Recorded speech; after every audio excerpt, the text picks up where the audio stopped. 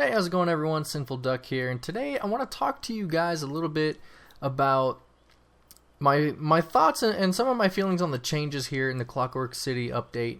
So let's go ahead and just jump right into it here. The major thing that is hitting me for this update is the change to the Siphoner passive. A lot of you guys have complained about the sustain changes since Morrowind, and with the current change now to the Siphoner passive, they've made that even worse.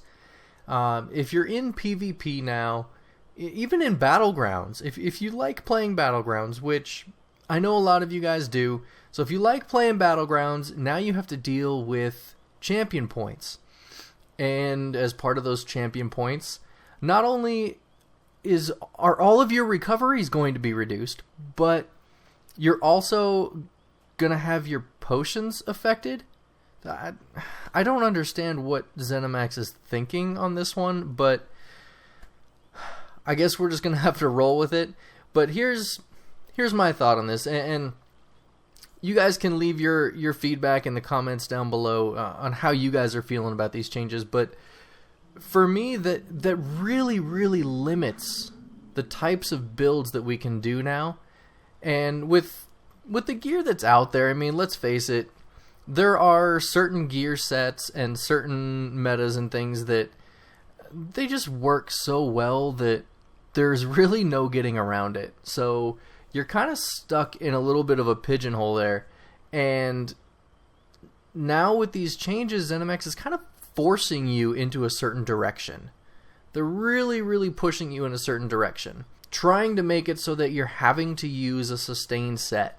Which, okay, I get that, but in the past, I've been able to not use a sustain set, and instead, I've been able to get my sustain off of other sources, like my minor magic steel and my potion.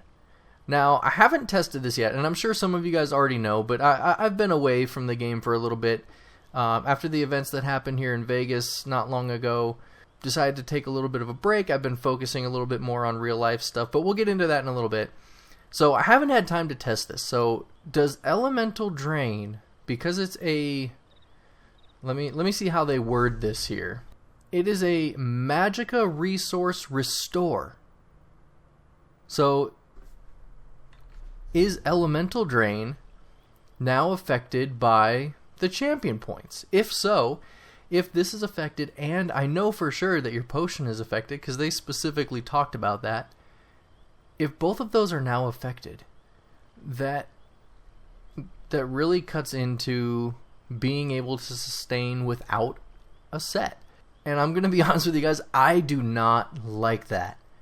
I don't like that they're forcing you into this way of playing. I get that they want the game to be a certain way, but you've got all these sets in the game for a reason. Let us use them. Okay, so how do I plan on getting around it? I kind of plan on getting around it by doing the same thing that I've been doing. Even if the potion and the Elemental Drain are nerfed by Siphoner now, that's okay. We'll be able to work with it. I'll figure something out down the line here.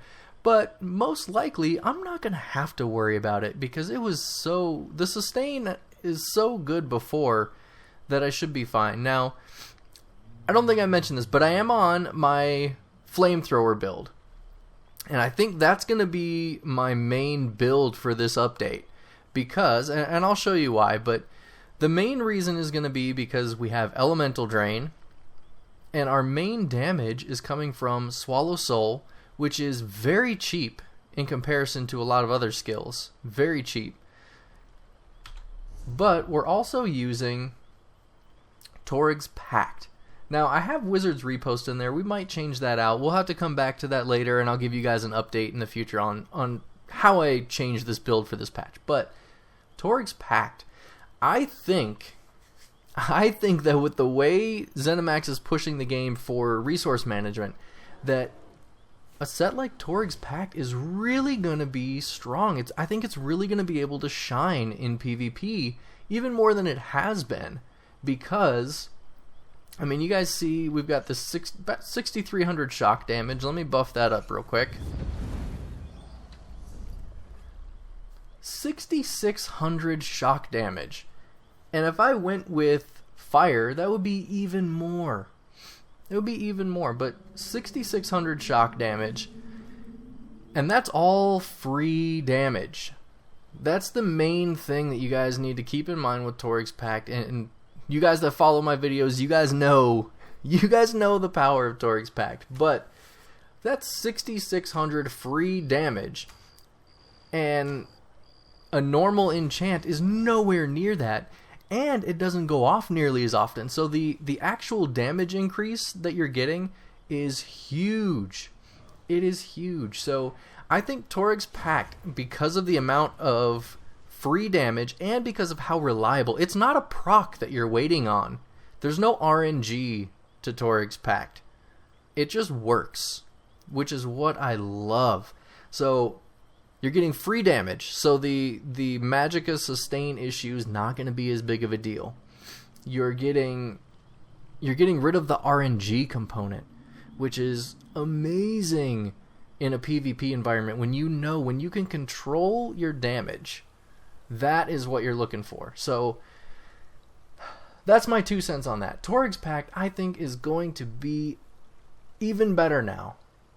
I mean, the damage output is still going to be the same, but in light of the sustain changes that have happened, I think that's going to allow it to shine a little bit more, because you're getting all that free damage from this, and when you combine it with something like Swallow Soul, you've got a low cost skill and free damage on your light attacks, which is so nice. When you compare that to people who are going to be using the new Destro staff, for example, where they're going to be throwing out Force Pulse as their main damage and using the proc set off of that.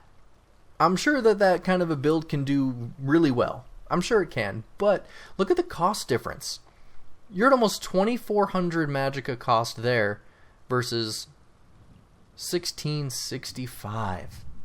That's a big difference, especially if you're in a battle and you're throwing a lot of abilities out there. That's a big difference in the cost. So having free damage from Toryg's and having that low cost ability is really going to get you in a good position for this upcoming patch. The patch is here, but you guys get what I mean for this DLC, this PvP season, if you will. So yeah, so anyway, that's my 2 cents on that. Hopefully you guys get something useful out of that. But I do want to say one last thing that was in the patch notes that I really, really liked. And that is the changes to the armors. I am really, really happy that things like Dampen Magic and Evasion and all of these, the armor skills, you have to actually wear the armor type to use it.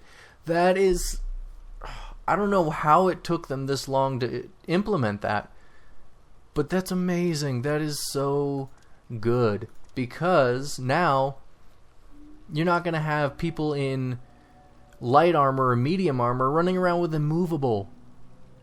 You know, if you want to be immovable, you need to be in heavy armor.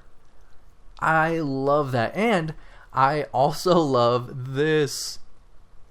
I love that there's no more Wrath passive in heavy armor. So you guys will have to let me know in the comments how this is all going to work out, because like I said, I've been away for a while, so I haven't been able to keep up on things. But let me know in the comments, has the removal of the Wrath passive and not being able to use, you know, Shuffle or Dampen or anything like that on heavy armor, has that changed the heavy armor meta? Do we still have heavy armor DPS in PvP? Let me know down below.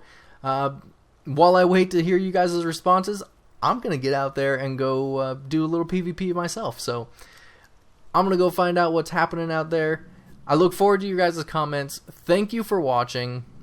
Leave a thumbs up. Subscribe if you haven't already. And until next time, guys, take it easy.